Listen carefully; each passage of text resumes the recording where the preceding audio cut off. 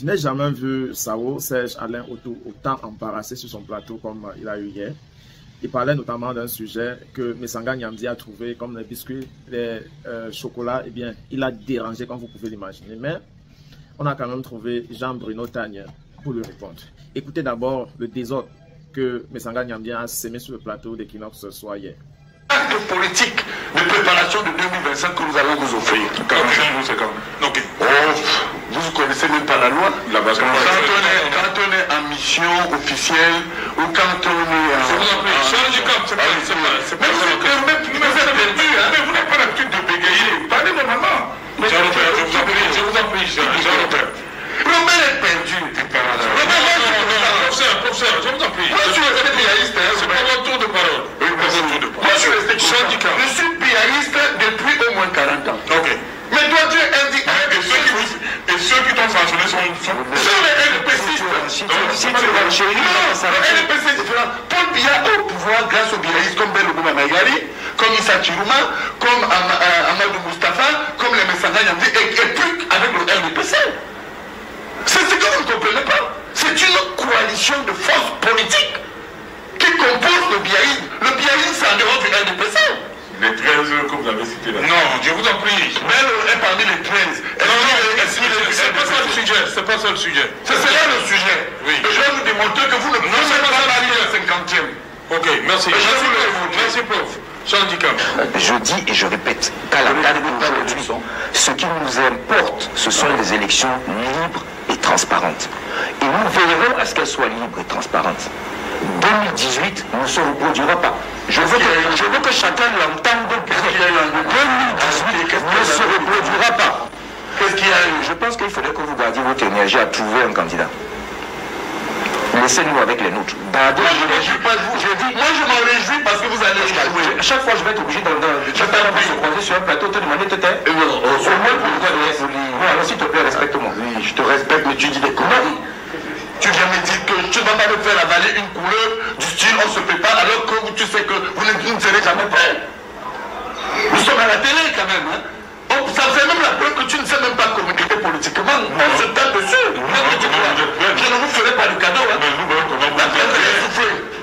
Je ne veux pas de la Grèce alors que tu es mais je vais te fatiguer. Ce n'est que le début, Charles. Oui, ok. Tu ne peux pas convaincre. Il faut être vigoureux, convaincant, fort, réaliste, avec la vertu. C'est synonyme de vitalité. Oh, c'est synonyme de victoire. Ok. Je voudrais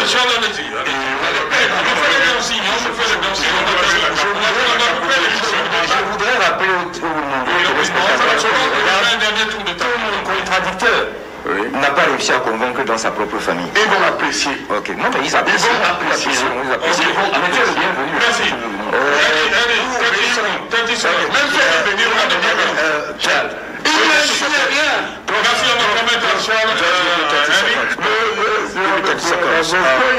Pourquoi vous dites qu'il y aura la guerre? C'est pas ça la politique. Que c'est toi qui évoquerais ça sur le plateau. Moi de dire ça comme ça, je m'en fous. Donc je ne lui reproche pas ça. Mais c'est l'opinion. Une certaine opinion lui a reproché le fait d'avoir battu campagne en quelque sorte pour le président Paul Biya. Parce qu'il avait dit non seulement qu'il soutient le président Paul Biya, mais qu'il va voter pour le président Paul Biya. Et il appelait les Camerounais à voter pour le président Paul Biya. Donc c'était un acte politique, un acte de campagne clair.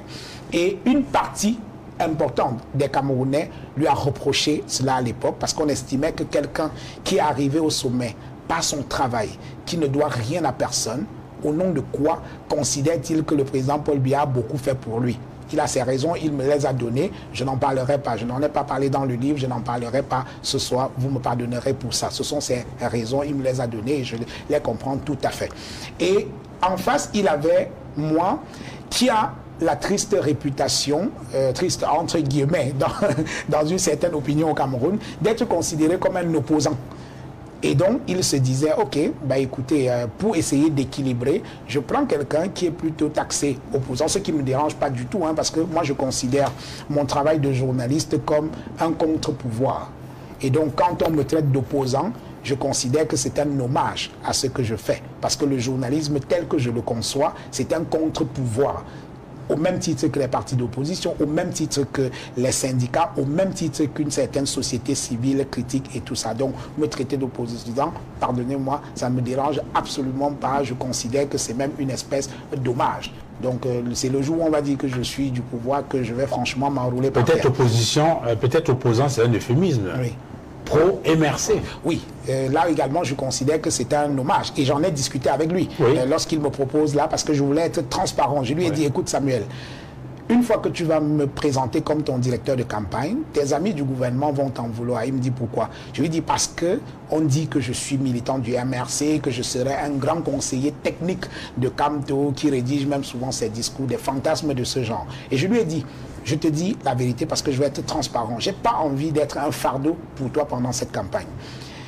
La vérité est que je ne suis pas militant du MRC, mais j'ai une certaine considération et même de l'estime pour l'intellectuel qu'est Maurice Kamto. Je vais vous aider. Vous dites, une chose est au moins vraie. Oui. J'ai une profonde admiration pour le professeur Kamto. Oui. C'est un homme brillant, intègre, et je pense qu'il a les aptitudes pour diriger ce pays. Oui. En l'état actuel de la scène politique camerounaise, il n'y a pas mieux que lui, d'ailleurs, pour faire ce travail. Oui. D'ailleurs, vous dites, je ne suis pas militant de son parti, ni d'aucun autre. Oui.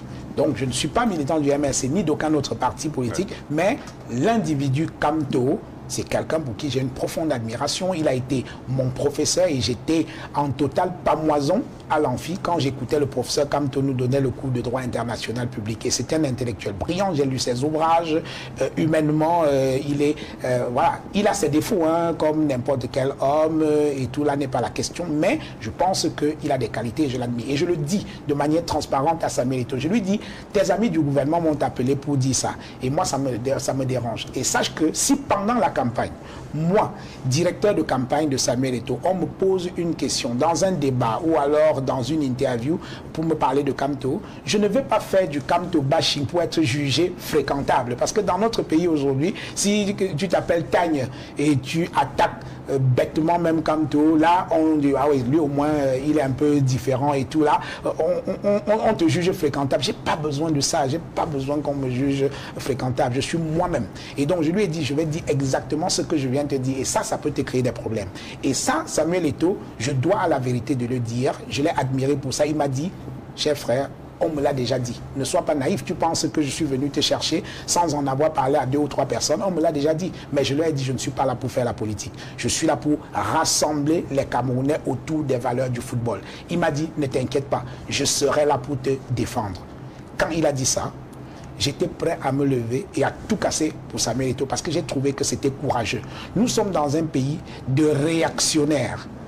Nous sommes dans un pays où il y a des gens qui se comportent comme le Cameroun était leur propriété et qui décident que parce que vous avez une quelconque admiration pour tel ou tel, vous êtes désormais banni, vous êtes désormais un pestiféré. Et j'ai en face de moi qui brigue de quelqu'un qui brigue la présidente de la Fédération camerounaise de football, qui est alignée à droite, c'est-à-dire au pouvoir, et qui me choisit pour être son directeur de campagne et décide et me dit que je te défendrai partout où on voudra t'attaquer sur ce coup-là. Voilà l'une des choses pour lesquelles j'ai accepté de suivre Samuel Eto'o. Je n'ai pas besoin d'être payé pour ça parce que j'ai vu en face de moi un homme debout, courageux et droit dans ses bottes. À ce moment-là, je suis prêt à tout casser pour Samuel Eto'o. Les gens ne peuvent pas le savoir parce que nous étions 2 dans un restaurant ici à Douala quand il me l'a dit. J'étais touché au point que les larmes ont failli couler. Parce que à cette époque-là, nous sommes en 2021, dans un Cameroun profondément divisé. Oui, il y a un manichéisme qui a envahi l'espace politique. Un manichéisme extraordinaire. Ouais. Et je considère que mon engagement aux côtés de Samuel Eto'o va au-delà de la simple question du football. C'est comme ça que moi je vois cette affaire. Hein, non. Ça va au-delà du simple football et de la simple présidente de la Fédération camerounaise de football. C'est l'occasion pour nous de jeter des ponts entre les Camerounais qui sont profondément divisés, de jeter des ponts entre les communautés, moi je suis Bagmileke, il est Bassa, de jeter les ponts entre les sensibilités politiques. Chacun doit pouvoir en avoir une. Heureusement que les gens en ont dans notre société, c'est important. De jeter également les ponts entre des personnes qui se regardaient peut-être hier en chien de faïence, mais qui se mettent ensemble pour travailler pour une cause commune. Voilà la belle image que nous avons donnée pendant cette campagne pour la présidence de la Fédération camerounaise de football. Je me rappelle au soir de cette élection, il y a un sénateur du RDPC, c'était à l'hôtel Montfébé, qui est venu me voir, il me tire de côté, il m'embrasse, il me dit, monsieur, vous ne savez pas ce que vous venez de faire. Vous venez de donner une leçon à tous les niveaux aux Camerounais, que ce soit aux hommes politiques ou alors aux autres Camerounais. D'abord, vous avez réussi à renverser un système. Vous avez montré que c'était possible. Deuxième chose, vous avez transcender un certain nombre de clivages, parfois réels ou fantasmés, qui existaient entre vous. Vraiment, bravo. Et malheureusement, cette belle image que nous avons donnée pendant cette campagne pour la présidence de la Fédération camerounaise de football a volé en éclats, simplement parce que, malheureusement, M. Samuel Eto'o a été rattrapé par ces vieux démons. Revenons sur cette question, justement. Oui. À quel moment intervient le divorce? Et comment? D'abord, première...